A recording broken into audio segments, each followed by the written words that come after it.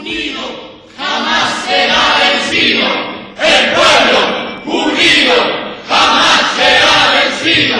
El pueblo unido jamás será vencido. Bien cantante vamos a triunfar. Avanza ya, banderas de unidad. Y tú vendrás marchando junto a mí. Y así verás tu canto y tu bandera florecer. La luz de un rojo amanecer anunciará la vida que vendrá. De pie luchar, el pueblo va a triunfar. Será mejor la vida que vendrá a conquistar. Bueno, una efeméride que no se puede dejar de pasar es la del 20 de octubre, la revolución de 1944, justamente quienes formaron ese triunvirato posterior a la República de Monte Biden, están acá en el secretario general y alguien fuera de serie y justo para la ocasión de cuando sea el país justo Eduardo Miguel Navarro. No, igualmente, obviamente, el 20 de octubre de 1944 es un hecho histórico que no puede pasar desapercibido. Fue un periodo de 10 años de muchos logros y sobre todo de gran beneficio para el pueblo de Guatemala. Ahora vamos a recordarlo a través de aquellos 3 hombres que formaron la Junta Revolucionaria de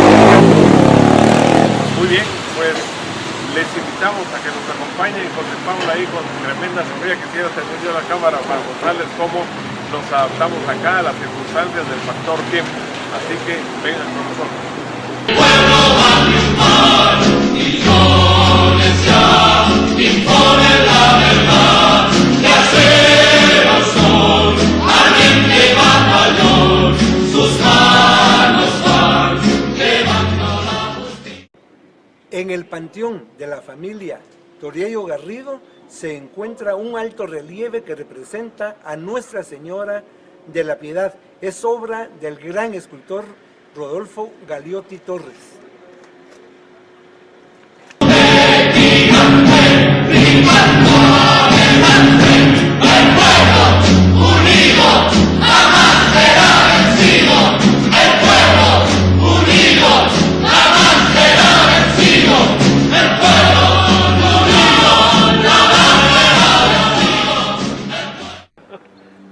El 13 de julio de 1949 se llevó a cabo el asesinato de Francisco Javier Arana en el Puente de la Gloria sobre el río Michatoya en Amatitlán.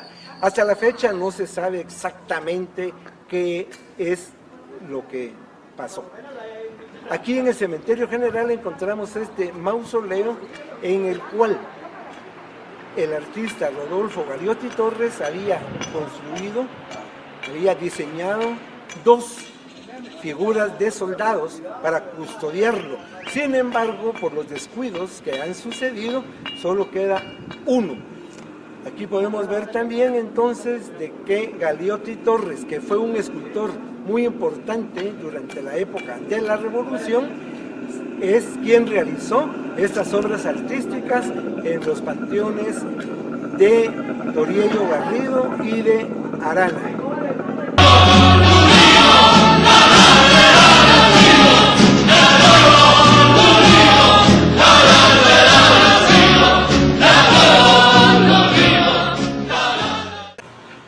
Nos encontramos frente a la Escuela Federación 1 de Julio en la zona 12 de la ciudad de Guatemala.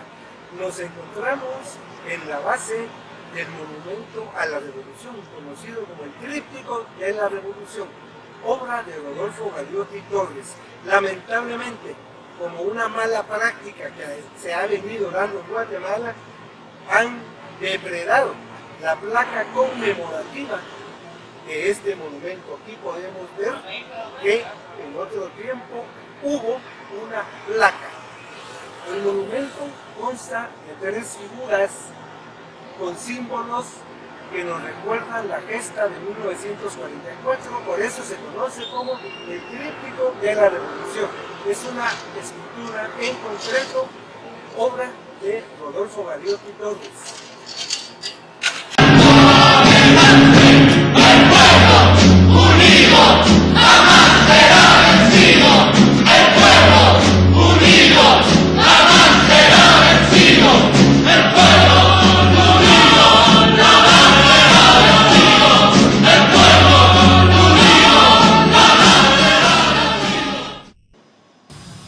Bueno, frente a la tumba del coronel Jacobo Arbenz Guzmán, por cierto, fue el primero que le utilizaron la frase de eslogan de publicidad al soldado del pueblo, y después lo hicieron hasta con Ríos Montt en la campaña inicial cuando participó hacia las elecciones del 74, también el soldado del pueblo. Como pegó la otra, supuestamente pegar esa, pero en esta efemérides en 2018, recordando la que se gestó en 1944, qué mejor que el licenciado Miguel Álvarez Arevalo para describirnos cómo se desembocó en ella y su desarrollo y el efecto de la misma. Así que bienvenido. Sí, para poder entender un hecho histórico, un fenómeno histórico, tenemos que conocer cuáles fueron las causas y los factores que lo determinaron. Es decir, no podemos tener un hecho histórico si no hubo previamente una serie de factores que desembocan en este acontecimiento. La historia de Guatemala es una historia de verdad muy difícil de entender y comprender, con muchas dictaduras, pero vamos a contar que a partir del día 14 de febrero de 1931 tomó el poder el general Jorge Ubico Castañeda. El ciclista allá en sus años mozos, allá por 1896, figuraba entre los pioneros del ciclismo en Guatemala, allá en la Reforma o en la avenida del Hipódromo. Bueno, el general Ubico fue electo por el partido propio de él, que es el Liberal Progresista, que se presentó a las elecciones como una única opción. Obviamente ganó en este caso un sí, y su elección era por 4 años. Sin embargo, se fue manipulando la Constitución para sucesivas reelecciones. Aunque el gobierno del general Ubico se maneja por la probidad, por la obra pública, por haber pagado la deuda inglesa, haber sacado a Guatemala de la crisis que había causado la depresión universal. Por el otro lado, lo tenemos que ver como una persona con ansias de poder. Y esto lo vamos a ver en una serie de acciones. Por ejemplo, no se permite la libertad de organización política. No hay partidos políticos en Guatemala a no ser el Liberal Progresista. No hay libertad de expresión a no ser lo que se escriba en el periódico Liberal Progresista. No hay organización política, organización obrera sindical. Todo esto pues nos enmarca una época de dictadura y de represión, puesto que hay persecución política. Por el otro lado, se podrá hablar de su obra pública, de la seguridad nacional, pero tenemos que ver el camino, el sendero de las libertades que estaban vedadas. Fue así como el año 1944 pues va a ser decisivo para poner fin a este gobierno. La Universidad de San Carlos, conocida en este momento como Universidad Nacional, no tenía autonomía. Los nombramientos entonces del rector, decanos y catedráticos, funcionarios de la universidad, dependían directamente de la Presidencia de la República. Fue así que se hicieron nombramientos en una de las unidades académicas de la universidad, a los cuales el estudiantado no estaba de acuerdo. Se hicieron las protestas, se hicieron manifestaciones para poner a un alto a estos nombramientos que se hacían a dedo. Fue así como el mes de junio lo vamos a conocer como las jornadas de junio, todo dentro del seno entonces de la universidad. A esto se va a sumar entonces el magisterio, la clase obrera, organizaciones civiles, y empieza una serie de manifestaciones por las calles de la ciudad de Guatemala. Nunca se había visto que se estuviera manifestando contra el general Ubico y contra el gobierno. No hubo nada ni contra Cabrera antes, así. La de 1920, la unionista, fue una manifestación, creo que de las más masivas que ha habido en la historia de Guatemala. Bueno, pero a Ubico no se le habían hecho manifestaciones tan seguidas y tan masivas, hasta llegar a la del día 25 de junio. Esta manifestación fue reprimida y en la cual muere la maestra María Chinchilla. Ella va a tomarse como el símbolo del mártir. A partir de entonces, al día siguiente, Guatemala ya está levantada.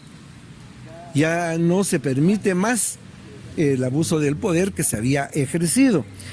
Y esta manifestación pues se prestó para mucho, incluso se exageraba de lo que había sucedido. Esto da paz ¿a qué? 311 personas, amigos personales del general Ubico, miembros del partido y personas connotadas de la sociedad guatemalteca firman la carta pidiéndole la renuncia.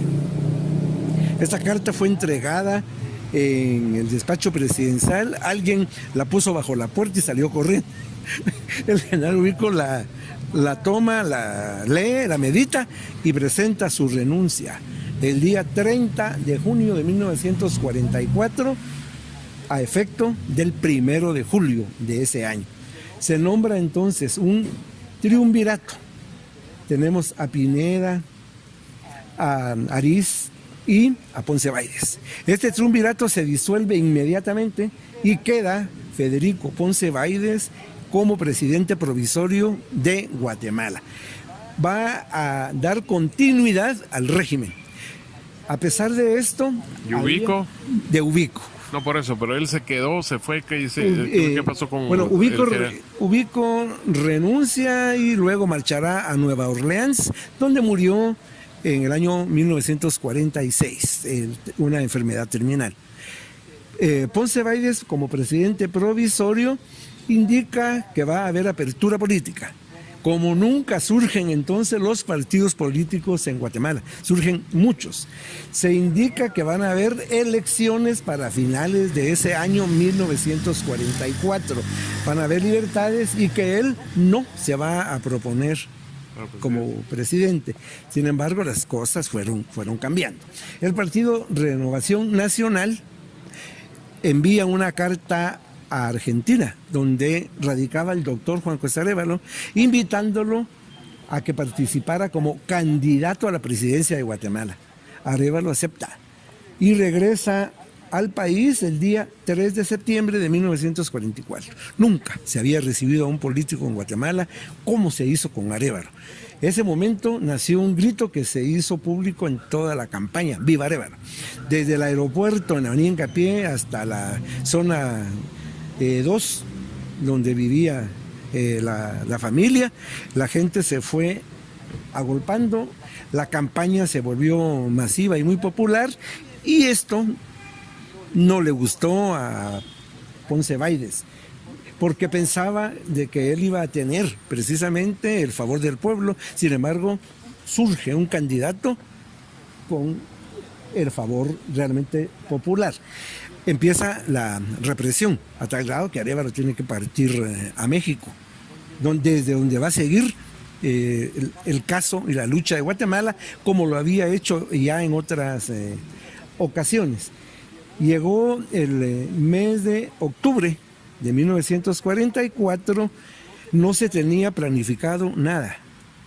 Es un acontecimiento que los mismos factores lo fueron llevando a su desarrollo. Días antes del 19 de octubre se vio un movimiento muy raro en la ciudad de Guatemala. De la Guardia de Honor empezaron a salir tanques y empezaba a verse un movimiento militar bastante fuerte, lo cual hizo que elementos del ejército, de la universidad, del magisterio, obreros y de distintos movimientos cívicos empezaran a organizarse, y fue de esta manera que llegó el día 19 de octubre y se toma ese momento en primeras horas de la noche la Guardia de Honor. El comandante de la Guardia de Honor estaba a favor del gobierno, por lo cual se toma la decisión de fusilarlo. De esta manera queda ya tomada la Guardia de Honor, y a las primeras horas del 20 de octubre las personas que han llegado y se concentran y empiezan entonces a buscar la plaza mayor, el Parque Central en aquel momento. Luego tenemos el castillo de San Rafael de Matamoros, que también era un aliado de los revolucionarios, y se habrá un cruce de balas con el fuerte de San José de Buenavista, que era leal al gobierno de Ponce Baides. De esta manera, las balaceras empiezan desde la madrugada, la presencia de los tanques, los cruces de balas, y algunos edificios fueron tomados por los revolucionarios, dentro de ellos los estudiantes. Es muy importante mencionar a los del Central para Varones, quienes armados copan la cúpula y las bóvedas de la Merced para poder controlar hacia la plaza, y así se va haciendo en distintos puntos de la ciudad. El general Ponce Baides está atrincherado y sigue pidiendo el apoyo militar que aún tiene, hasta que una bala cae en la pólvora expuesta, no Santa Bárbara, en la pólvora expuesta, que inmediatamente agarra fuego y se eleva una enorme columna que se vio por todos los puntos de la ciudad, y fue el espectáculo más grande que hubo el 20 de octubre. A este momento ya se toma la decisión por parte del gobierno de rendirse. Ponce Baides irá al exilio a México, Inmediato, como muchos de sus antecesores lo hicieron, y lo harán otros también en el futuro, hacia México. Ponce Baides vencido, la bandera blanca en el castillo de San José, y se conforma entonces una junta revolucionaria por las siguientes personas. El mayor Francisco Javier Arana, y el entonces capitán Jacobo Arbenz Guzmán, y el ciudadano Jorge Toriello Garrido. Entonces los tres, cada uno tenía una visión distinta. La parte militar ideológica que viene entonces de Arana, la parte de intervención de Arbenz, y los movimientos civiles de la sociedad civil a través de la figura de Toriello Garrido. El día 26 de octubre de 1944 se llevó a cabo una de las manifestaciones más gloriosas en la historia de Guatemala. El pueblo de Guatemala se reúne en varias de las plazas y en varias entradas de la ciudad para vitorear a la Junta Revolucionaria de Gobierno, como se le había llamado, y todos se van a concentrar en la Plaza Mayor. En aquel momento se le llamaba Parque Central. Ahí hubo delegación de todos los sectores de la sociedad guatemalteca, y en el balcón la Junta Revolucionaria saluda al pueblo. Entonces aquí 26 de octubre es el reconocimiento popular. Luego vienen los reconocimientos del gobierno de Guatemala por parte de la comunidad extranjera. Primera junta militar que reconoce a Estados Unidos en América. Luego tenemos que mencionar el reconocimiento de México, República Dominicana, Centroamérica, países de América del Sur, la Gran Bretaña, España. Entonces ya la comunidad internacional le ha dado el beneplácito a la Junta Revolucionaria de Gobierno, quien de inmediato empieza a dejar sin efecto una serie de atrocidades propias del régimen anterior. Hay nuevas disposiciones tendientes entonces a empezar a democratizar el país después de varios años de dictadura. Se mantiene firme las elecciones presidenciales para diciembre de ese año 1944. Como ha quedado sin efecto la Constitución de 1879, debe de elegirse también a una Asamblea Nacional Constituyente. Estas elecciones son en enero, empieza a trabajarse en una Constitución verdaderamente novedosa y democrática, la Constitución de 1945, con un espíritu entonces emanado de las ideas de la Revolución de 1944.